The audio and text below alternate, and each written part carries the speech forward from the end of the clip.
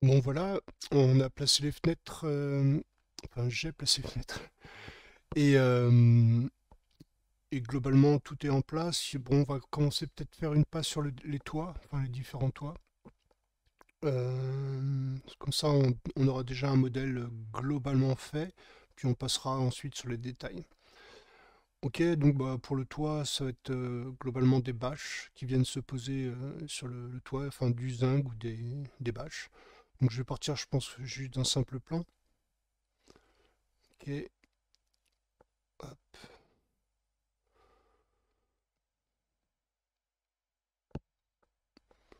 Peut-être mettre son axe au niveau du point ou de l'arête ici. Donc je vais passer en mode point, vertex, sectionner celui-là. Ok, on va faire un center pivot. Et puis on va venir le positionner à peu près sur notre solive.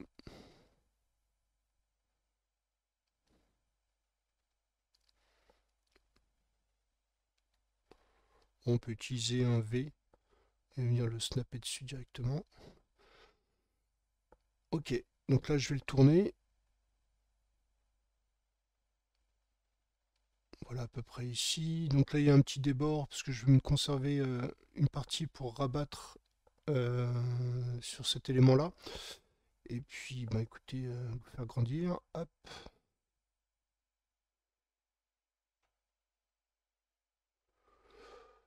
Je ne sais pas s'il y a besoin d'avoir autant de segmentation sur la hauteur, donc je vais changer ça. Je vais passer par exemple à 6.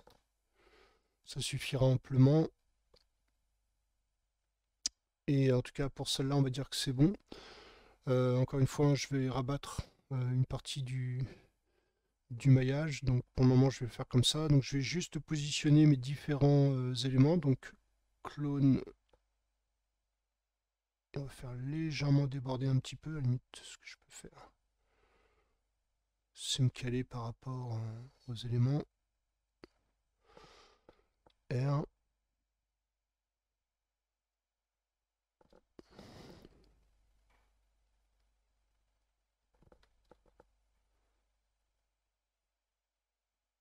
Ok.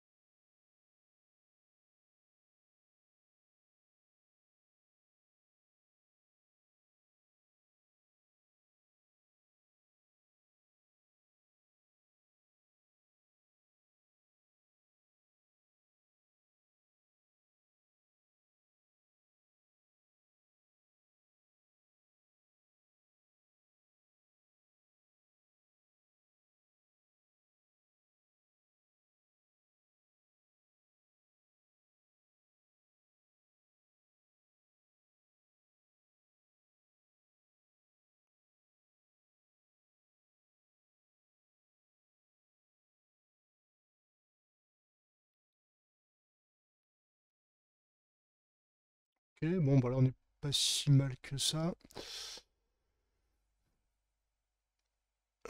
Du coup, je vais commencer à rabattre un petit peu mes éléments.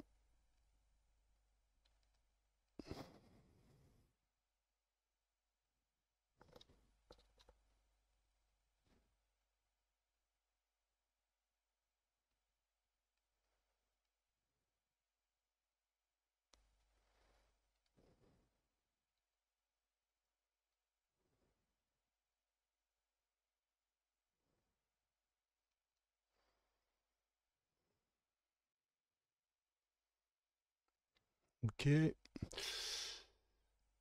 Bon, je vais laisser pour le moment comme ça. Je mettrai un petit peu d'épaisseur sur les différents modèles à terme. Un petit peu de... Hop, je vais choper juste ça. Extruder sur le côté.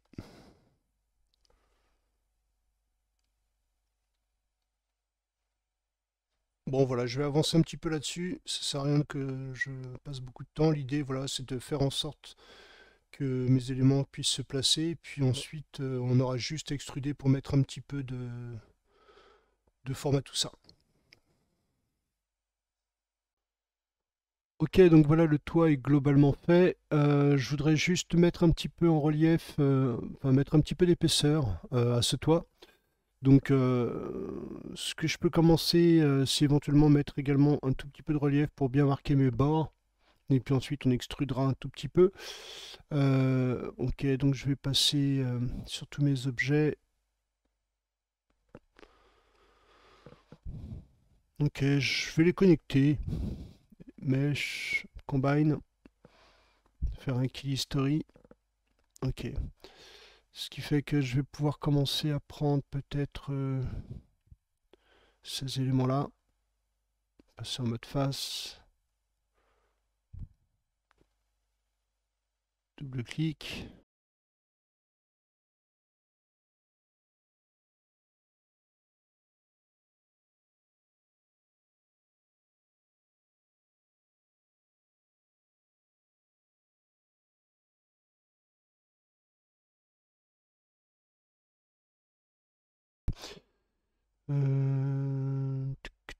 Je regarde un petit peu.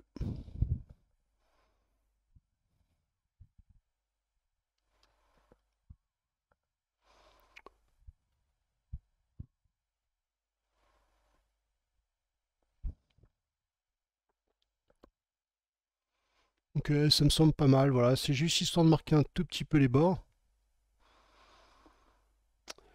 Et puis, je vais extruder le tout.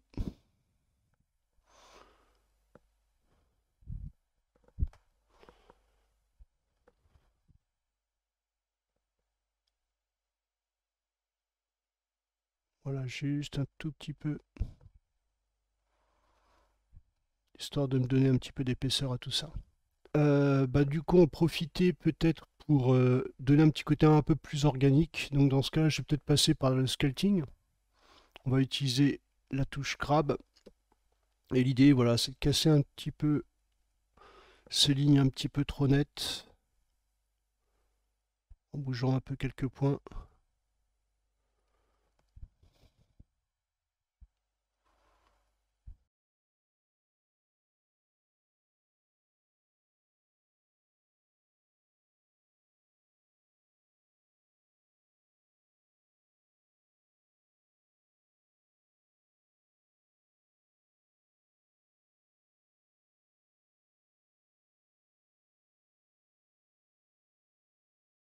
Ok. Bon, vous comprenez à peu près le principe. Ok, donc nous voilà Exit Sculpting. Ok, donc on se retrouve avec ce modèle-là. Il reste éventuellement cette petite partie-là pour le toit. Donc, pardon. Bah, je vous propose de mettre plutôt des tôles. Donc pour ça, je vais peut-être passer directement par un créer, un sweep mesh. Ok, on va travailler dessus directement. Passer en mode isolate. Sur sweep mesh créateur, je vais plutôt passer en mode wave.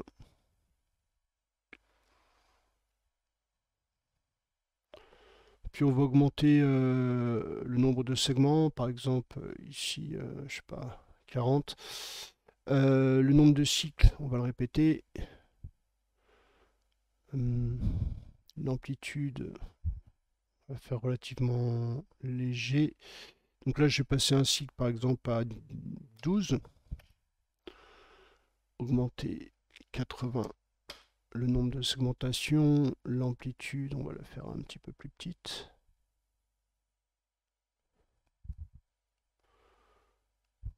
Ok. R, je vais élargir un petit peu, grossir un peu l'élément, le faire un petit peu plus petit, quelque chose comme ça.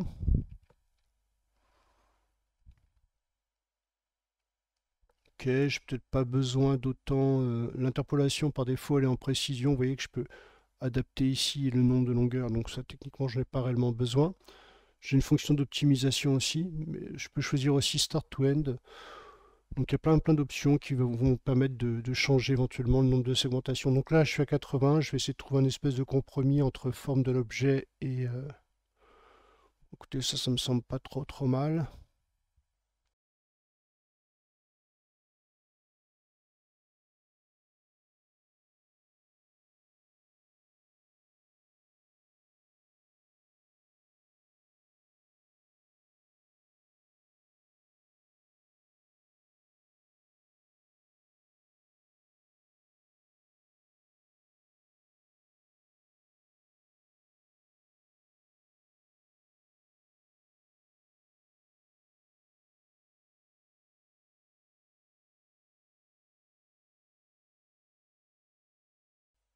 Ok, voilà, donc il reste un petit peu de détails à faire pour toute la partie... voilà, il y a tout un paquet de petits objets, bah, ça sera la prochaine vidéo. Donc l'idée c'est de faire ces lampes, tous ces petits détails qui vont faire que ça va donner un petit peu de... euh, un côté un petit peu plus habité, on va dire, un peu plus organique. Mais globalement, voilà, on va dire que la modée du bâtiment est finie. La boîte... la boîte aux LED, des choses comme ça. Donc, je vais pas passer beaucoup de temps à vous expliquer tout ce que je fais, puisque je pense que maintenant vous avez une pratique un petit peu de la modélisation dans Maya. Donc, globalement, voilà, je vais faire tous ces petits objets qui vont ajouter un peu de détail et de vie dans ma scène, les poignées, les tuyaux, voilà, tous ces petits objets un petit peu là qui sont de l'ordre du détail, les lampes là-haut. Euh, je regarde, tiens, je vois qu'il y a une petite cheminée, une petite évacuation sur l'élément, ça peut être intéressant. Bien évidemment le support du panonceau, etc. Bon bref, du coup ça va être une petite passe comme ça, et puis il me restera un dernier atelier modélisation. On va essayer de faire la lampe, tout le reste on va se débrouiller. Mais je vais essayer de faire la lampe avec vous, enfin la lampe, la pompe avec vous, elle est un petit peu technique, et puis c'est un bel objet, donc ça pourrait être intéressant de développer ça également. Voilà, les fils ici, je peux les faire assez rapidement. Donc ces choses-là, voilà. Donc cette dernière petite vidéo de modélisation sur euh, la station, voilà, on va clôturer là-dessus. Et donc je ferai une autre vidéo juste pour la pompe et peut-être pour une roue. Euh, voilà. Enfin, en même temps, il y a plein de tutos sur Internet, hein, donc vous trouverez assez facilement pour faire ce type de choses. Ok, donc pour réaliser cette simple lampe, on va utiliser une technique qu'on n'a pas encore utilisée jusqu'à présent, c'est le revolve. Donc l'idée c'est de partir sur une curve. Donc je vais passer en vue latérale, par exemple du front. Je vais dans mes curves, et puis là on peut utiliser le Bezier curve. Donc X pour la snapper au centre, puis je vais pouvoir tirer un petit peu ma tangente. Ok, donc à partir de là, je peux lui donner une courbe pour lui définir une forme, quelque chose comme ça.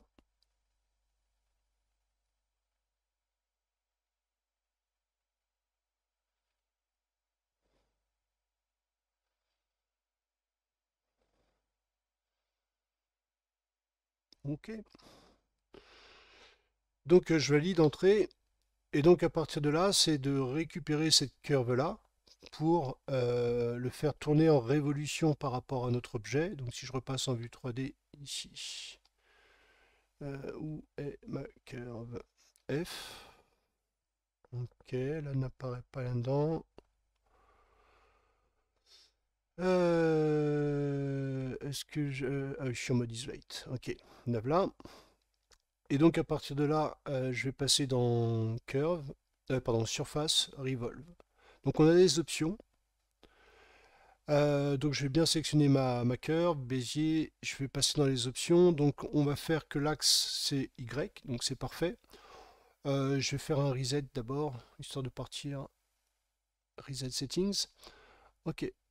Et donc là, vous voyez que si je fais apply, du coup j'obtiens bien le modèle 3D par rapport à ma curve, mais il faut comprendre que ce que vous avez ici, ce n'est pas des polygones, ce ne sont pas des polygones, ce sont des NURBS. Donc il va falloir convertir cet objet-là en polygone. Donc déjà, première chose, ce qu'on peut faire, c'est tout simplement passer dans Curve, faire un reverse direction, direction. Et maintenant, l'idée, c'est de convertir cet objet-là, en tout cas en polygone sur lequel on va pouvoir rajouter un petit peu de détails, etc. Pour les options, ici, je vais fermer ça, je n'en ai plus trop besoin. Je vais bien présélectionner mon NURBS, et là, je vais faire Modify, ou Modify, Convert NURBS to Polygon. Donc, il y a des options. Reset Settings. Voilà, donc par défaut, vous voyez qu'on a la possibilité de tout simplement de faire un apply, et donc on va récupérer un modèle 3D. Alors je ne vais pas le faire, pourquoi? Parce qu'il va me trianguler un petit peu les choses, parce que vous voyez que c'est du triangle ici par défaut. Donc je vais plutôt choisir des quads, et, à partir de là, je peux faire un apply pour voir un petit peu ce qu'on obtient. Donc ça me semble plutôt pas mal. Si je masque ma curve de référence H, vous voyez qu'on obtient un modèle. Le problème, c'est qu'ici, il a tendance à me faire des n-gones. Je suis pas super fan de ça. Donc je vais faire CTRL Z, revenir un petit peu en arrière. Voilà. Et là, je vais choisir de définir le mode plutôt général, quad général. L'intérêt, c'est que du coup, on va pouvoir spécifier le nombre de segmentations que l'on souhaite pour notre forme. Donc, globalement, ce qu'il faut comprendre, c'est que vous avez un certain nombre de subdivisions en U et en V. Donc si par exemple ici, vous voyez que je teste par exemple un multiple de 4, si on veut essayer de rester un petit peu dans la grille, je vais faire par exemple 8, et que je fais Apply, je vais me retrouver avec un modèle. Moi, je vais faire CTRL 1 pour qu'on puisse bien le matérialiser ici. Hop, il ne peut pas. Je vais le faire comme ça. Avec nos 8 segments. Donc c'est bien ce qu'on a défini. Et vous voyez qu'on a 3 segments, 1, 2, et puis 3 par rapport à ça. Donc ce qu'il faut comprendre, c'est que le U ici va correspondre à la verticalité et le V à l'horizontalité. Donc je vais revenir en arrière.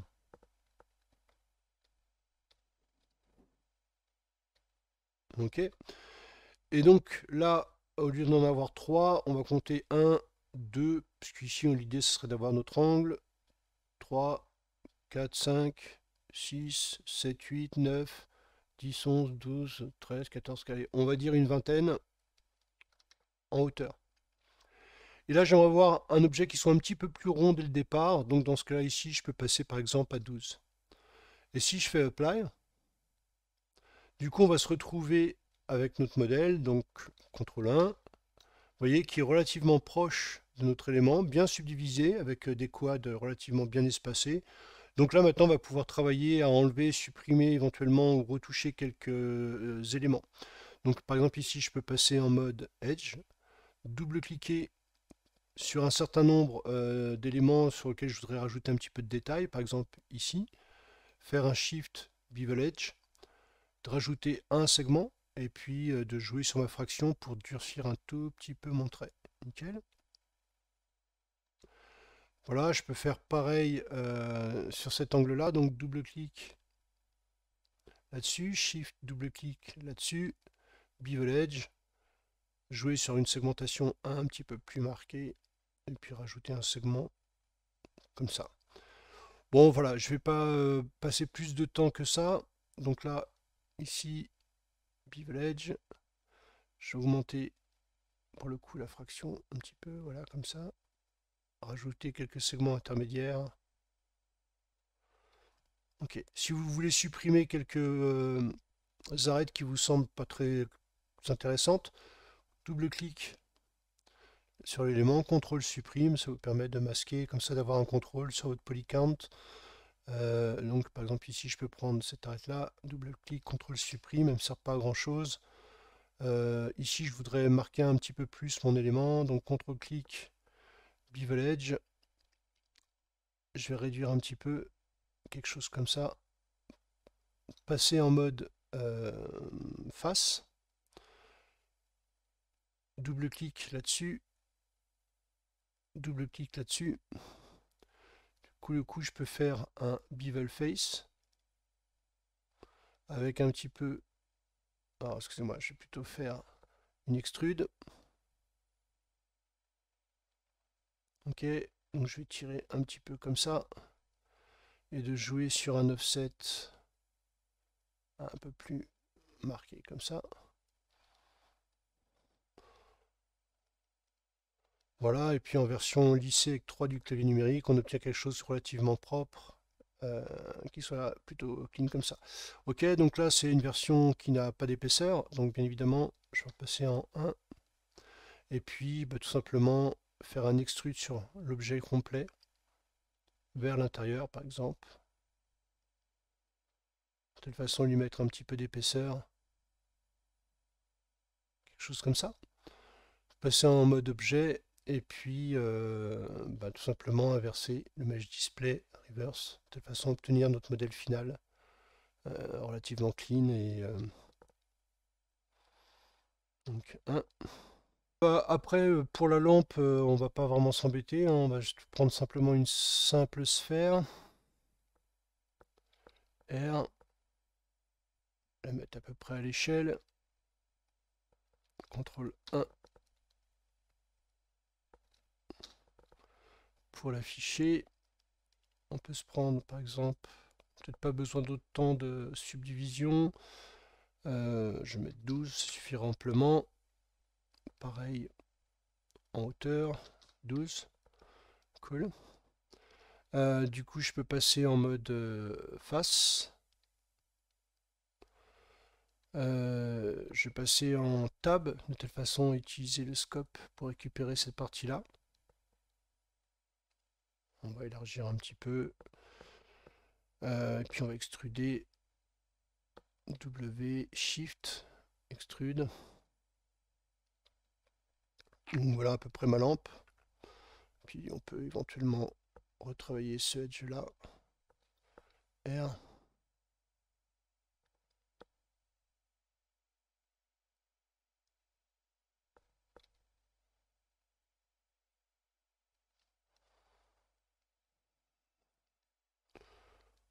Ok. Je peux passer éventuellement en mode face, récupérer ces faces là, et puis faire un Shift Duplicate. Du coup, écoutez, extruder un tout petit peu, CTRL E, cette partie-là. Passer en mode point. Puis on va le relever un petit peu pour faire la partie qui tient la lampe. Écoutez, on est pas mal. Ok, donc du coup j'enlève le mode isolate. Je vais supprimer mon revolve surface Bézier, j'en ai plus trop besoin. Et voilà, on se retrouve avec notre modèle de lampe. Pour la partie fil, éventuellement, si vous voulez mettre un petit fil derrière, ce que j'ai fait sur mon modèle, je vais juste m'assurer que l'objet ici, vous voyez qu'il a des faces qui sont pas super belles. Qu'est-ce que j'aurais oublié? Ok, ici je vais aller dans Mesh Display.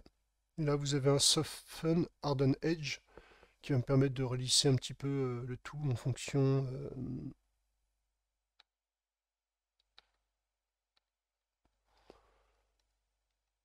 Ouais, c'est pas génial.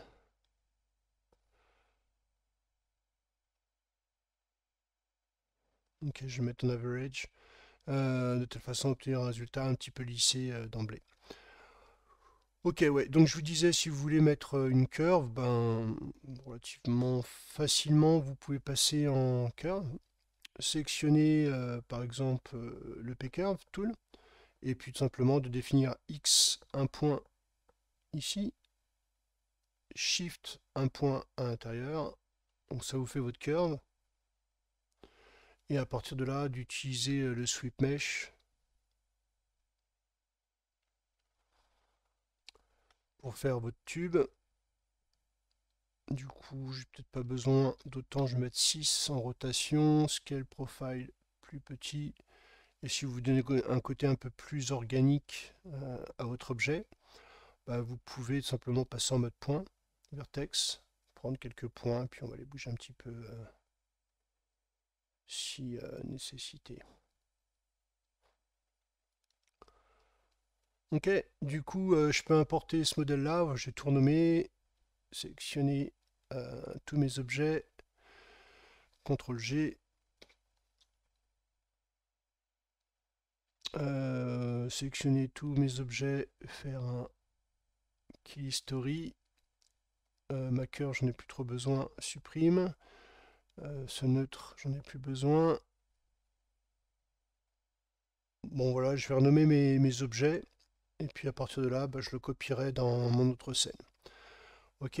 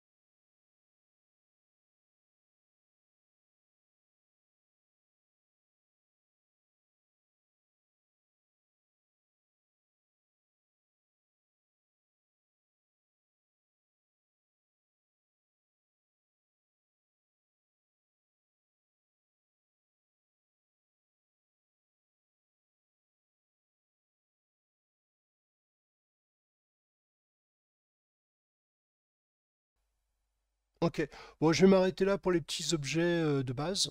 Et puis on se retrouvera. Voilà, moi j'aurais avancé un petit peu sur les lampes qui manquent, peut-être les poignées de porte. Ici, on a un objet un peu plus complexe. Bon, voilà, je vais avancer ce type d'objet parce que bah, globalement, maintenant, vous avez un peu plus de pratique en modélisation. On a vu plein de techniques. Donc, bah, vous, vous les approprier en essayant de trouver des solutions pour les objets. Ok. Sur la partie tuyau, ici, je vois par rapport à la lampe, mais on retrouve un petit peu la même sur le coin. Vous voyez que techniquement, ici, j'ai un tube, donc un petit robinet. Je vais essayer de le faire un petit peu mieux que celui-là, mais parce qu'on sent la maquette, mais voilà, donc l'idée c'est de faire une curve, et puis on l'a utilisé plusieurs fois, mais le sweep mesh vous permettra sans problème de travailler ces éléments-là. Ok, ok, donc la prochaine étape, hein, ce sera pour la réalisation certainement de cette pompe en version un peu plus détaillée. Je vais un peu plus rechercher des références, histoire d'avoir un modèle qui soit peut-être un petit peu plus classe, parce que là on sent la maquette par rapport à l'objet. Bien, bien, on avance. Bon, allez, à plus tout le monde.